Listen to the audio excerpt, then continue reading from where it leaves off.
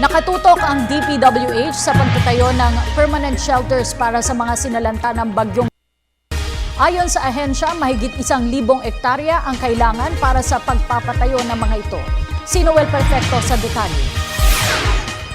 Patuloy ang paghahanap ng DPWH ng ligtas na relocation sites para sa pagpapatayuan ng mga permanenteng tirahan ng libo-libo mga pamilyang naapektuhan ng bagsik ni Typhoon Yolanda.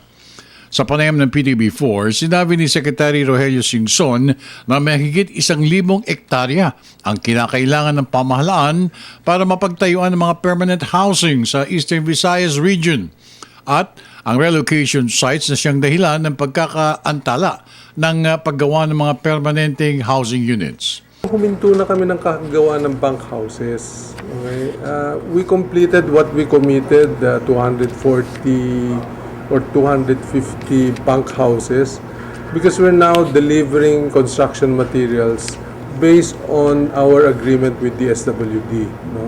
So ang focus ng gobyerno ngayon is already on permanent shelter. No? So unless there is specific demand for additional temporary shelter, we have stopped doing bank houses. Sa Singson, mahigit 250 o 250 bank houses pa lamang ang naipatayo ng kagawaran.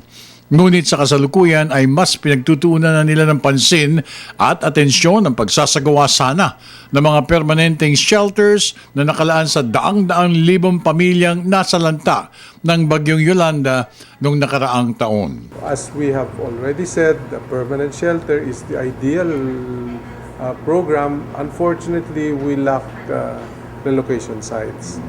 So that's what is delaying the whole program.